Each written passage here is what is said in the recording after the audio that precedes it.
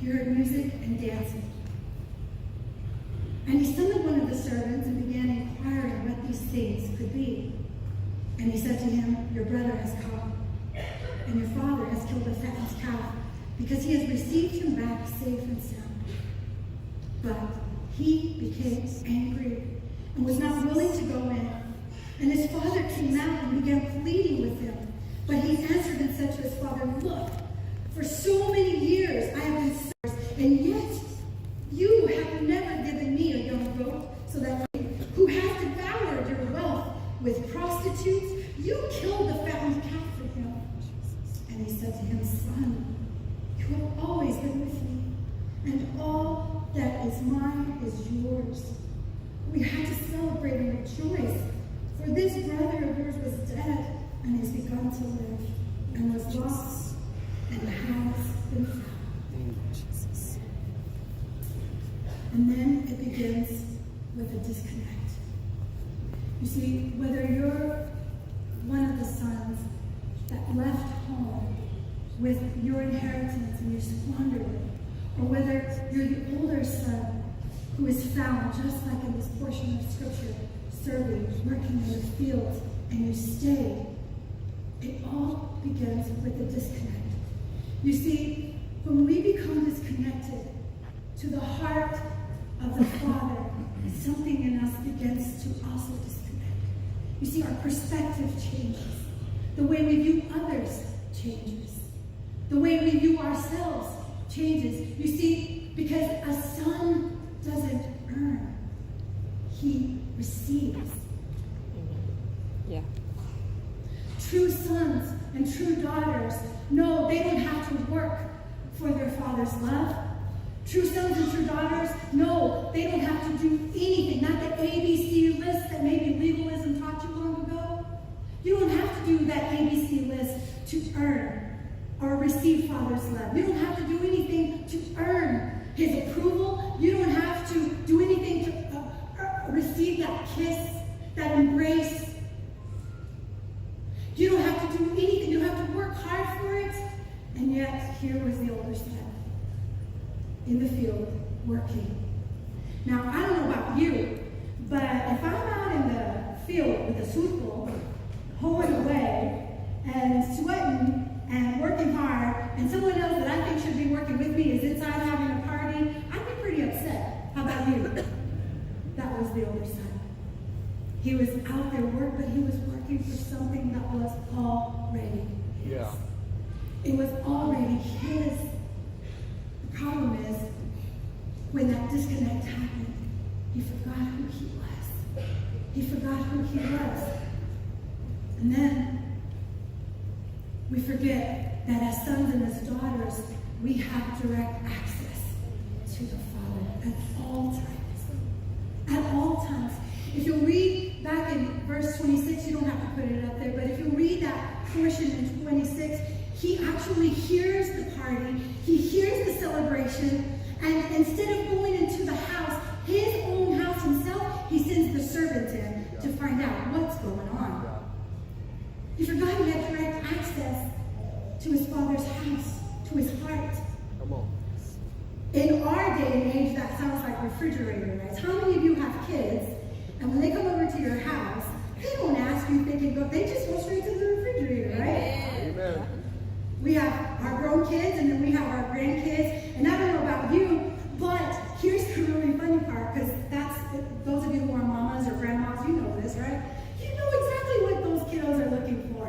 And so you'll follow them into the kitchen, and they're opening it. Before they even say hello, before they even hug you, before they even ask you how your day, that's the first place they go to. But you know what they're looking for.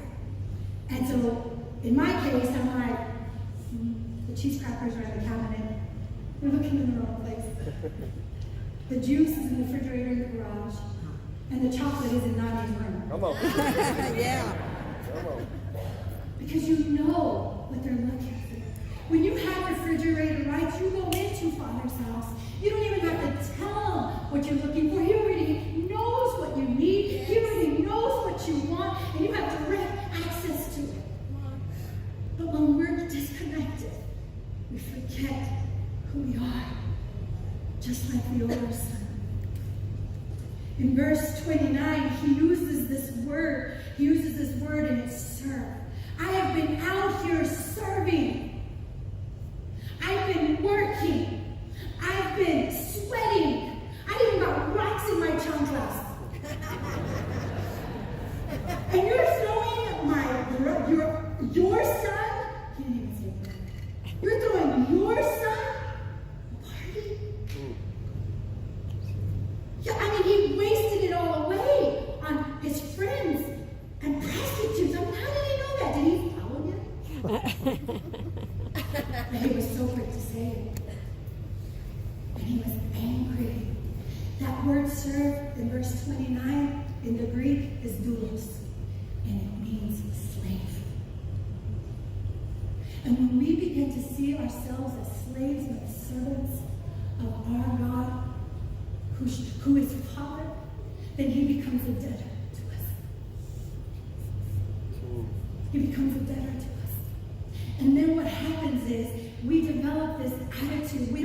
Sometimes we don't even see it sneaking up on us, but it sneaks up on us.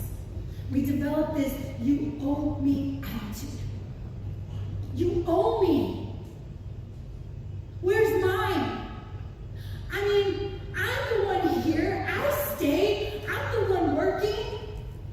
I'm the one out there in the heat. Where's mine? You didn't even kill a goat for me, is what the old mother says. Not even a chivo. And he gets the cow. He gets the barbecue, like Josh said. We develop these calluses around our heart. We develop this bitterness. We develop this anger. You see, what it looks like for us is this. When we're serving the Lord, and we're doing all of these things, we're going to church all the time, we're praying all the time, we're even nice to people most of the time. But we're doing all the things. We got a checklist. 8 a.m., prayer journal comes on. Let's read the prayer journal. Let's read that scripture for the morning. 10 a.m., we remember to pray for soul. I mean, we got it down pat. And then we see someone that we know, all of a sudden they want to come and get saved and serve Jesus. And then they go from being homeless to having an apartment to God blessing them with a job. We go from seeing them broken and we know them and they're not perfect. We still know that they're out there cussing on the weekends. We don't even cuss on the weekends. But they're over there, doing their thing. We know them. And here they are, getting restored, redeemed, blessed. And without even realizing that we have this you owe me mentality. Wow. All of a sudden, God is no longer our Father. He's our debtor. Come on. And we want to get paid for the work that we have done. Wow. Where's my payment? Where's my goat? And we can't even rejoice with the lost who come home because we say it like the older brother, your son, instead of my brothers, Come on. my sisters. Good. So we have a judgmental attitude. You see, I've been both. I've been the prodigal son, where I found myself in the pig pen, looking at the pig food, thinking, that sure looks good. And I had this mentality brought onto me, not by choice, but by experience. You see, there was nothing I could ever do to earn my father's love or approval. Nothing. For some of you who know my story, I left home when I was 15. My father, listen y'all, my father was a pastor, an evangelist all my life. But he was a very broken man. He was abusive.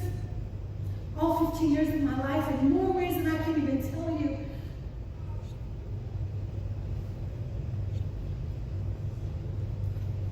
So I've been the prodigal son, but then I've also been the older son. About 23 years ago, when my father passed away, I got a call that both my father and brother, including my grandfather, were all in a horrific car accident up by Dumas, Texas, and it was so bad. They pulled me out of work. I was in a fog. Josh and I rushed over to Dumas, and my mom's at the ER. My brother was still stuck in the car. We hadn't heard word about my dad. And then all of a sudden, an EMS worker walks in. And this EMS worker sits next to my mom, and I'm sitting next to her. So I'm right here, my mom's right here, and the EMS worker's right here. And she says, Mrs. Porras, I just want to let you know that Mr. Porras, he went home to be with the Lord. My mom was like, what? He's gone. But I want to encourage you because he's in heaven. And at that moment, I looked over and I was in complete shock and disbelief. And she goes on to say, I was one of the first responders. I'm one of the ones that pulled him out of the car. And when I pulled him out, he was praying. And he was crying out to God. He was even speaking in tongues.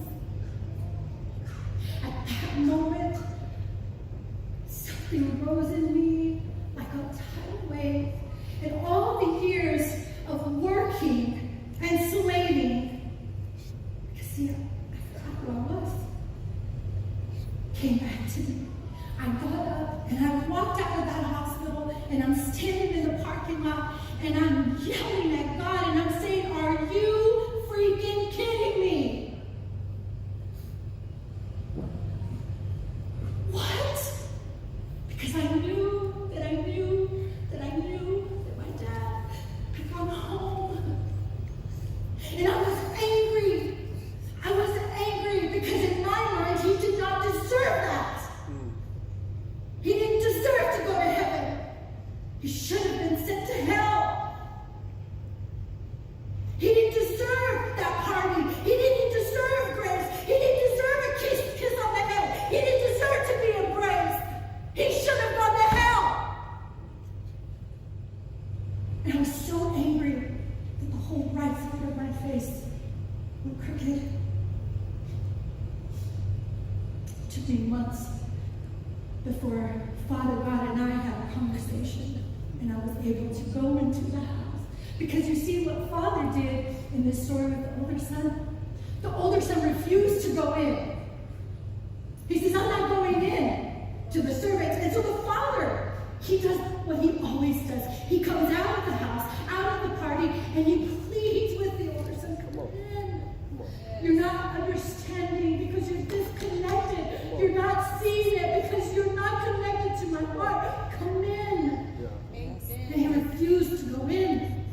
And so there I am having the same conversation.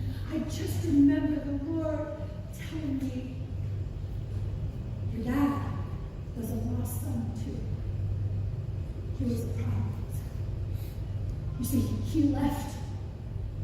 And he squandered everything, including his family. That's what he did. I know, Zephyr. But at some point, he came to himself. And he said, I'm coming back home. And when he did, he said, Zephyr, I ran to him. I put a robe on him. I put a ring on his finger. And I brought him home. And I did throw a party for him. I did. And it hit me. It hit me. I'd forgotten who I was. I'd forgotten that I had direct access all this time. But because of where my heart condition was, I was disconnected from his heart. And I was quick to judge and slow to forgive when it should have been the other way around.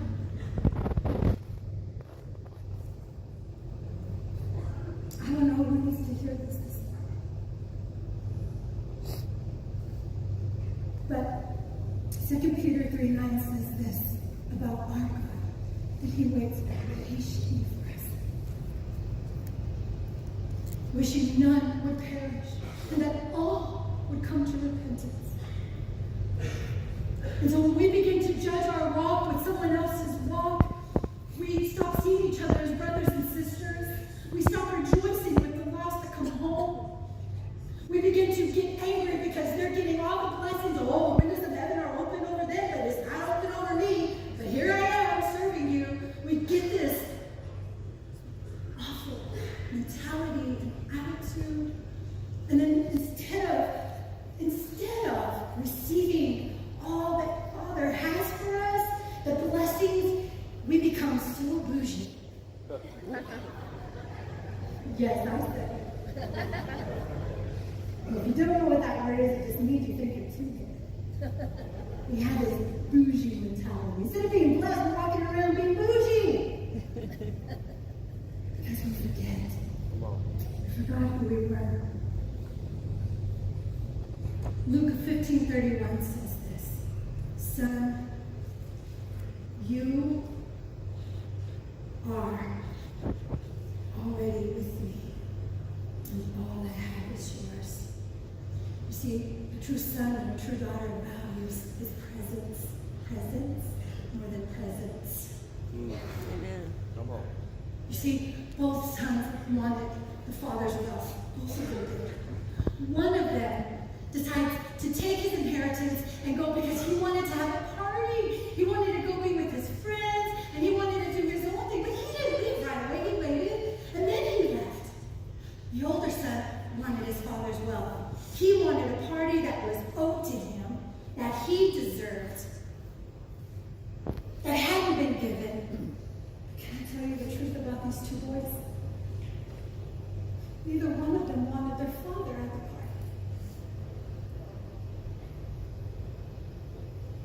They wanted his wealth.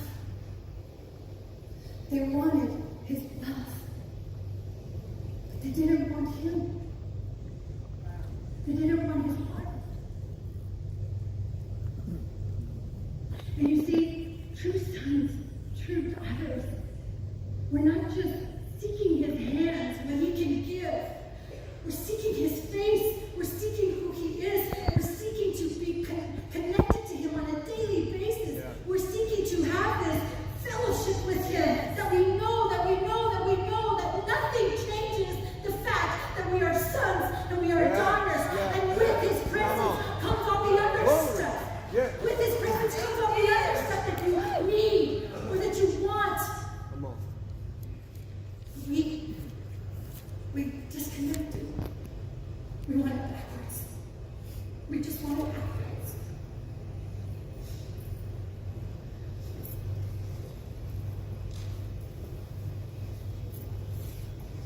And it gets so sticky and so dangerous because, see, both of them were sons.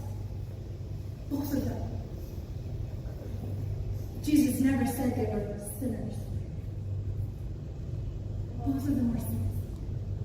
My dad, he was a son. Yeah. He was just lost. Come on. I was a son. I was once lost too. But here's the beautiful story of it all. He loved both of them. Yeah. He loves all of us the same. No matter what we've done or haven't done, we don't have to earn it, just receive it.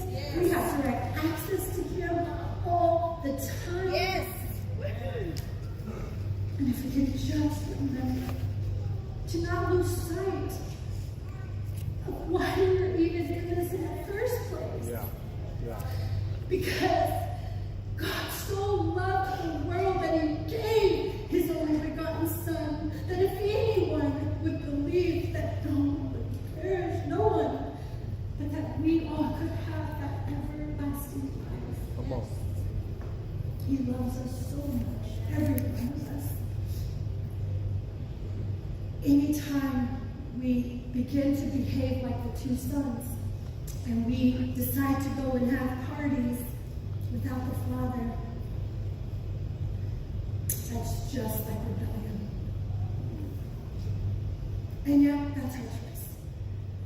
That's our choice. So Jesus, at the beginning, tells this very amazing parable. But the point of it all is the older son. This morning, the point of it all, even capping on what happened last week, the point of it all is Father telling each and every one of us, don't forget who you are. Don't forget who you are. You don't have to earn my love, my approval. You don't have to earn that robe or that ring.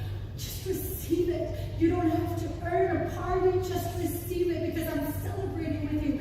You don't have to think that you have to send someone else to come and ask me for what you have or need of. You have direct access to me at all times. And when you continue to stay connected to my heart, everything that I am and have is yours.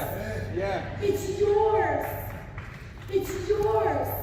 And this morning, Father wants you to know, as you go forward in this walk, don't forget who you are. Your sons and your daughters, and all he has is yours. Come on. Yeah. Amen. Yeah. All he Amen. has is yours. Amen. Jesus. Amen. Amen. You'll just stand with me. I want to pray over you. It's not what you do. You are sons. You are daughters. Yes. And there's some of us in this room who have been hurt in such a way. Our hearts have been broken. We've seen people get what we don't think they deserve. Well, this morning we're letting that go. Yes. All of it. Yes. Because I don't know about you, but I am so thankful that I serve such a gracious, loving, compassionate, forgiving, unconditional, loving kind of God that I do, because I don't deserve His mercy, and I don't deserve His grace, and I don't deserve anything that He's given me. Come on. Amen. But I sure do like receive it. Yes.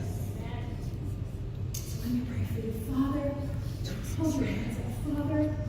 I just pray an impartation of your heart this morning to everyone in this room. Those that have been working so hard, they're letting it go. It's not by might.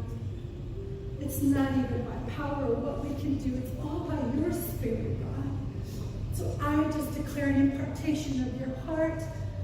Those that are in this room that forgot who they were. Maybe it was in the relationships. Maybe it was in the drugs and the alcohol. Maybe it was in the disappointments. Whatever it is, Father, it's all a pig pen. This morning, Holy Spirit, remind them that they are your kiddos. Yeah. Yes, Lord. They belong to you. Jesus. You are their Father, and you love them so much. And Father, I just declare an impartation of stick-to-itiveness into each and every person here this morning. That as they continue, Father, to follow after you, that they will do so in a way that connects them always to your heart. That they are not seeking just what you can give, but Father, on a daily, they are seeking your presence. They are seeking relationship. They are seeking those intimate moments where you are, Father, telling them how proud of them you are, how much you love them. You're embracing them, kissing them, and Lord, solidifying within them that they are yours. I declare this morning in Jesus' mighty name.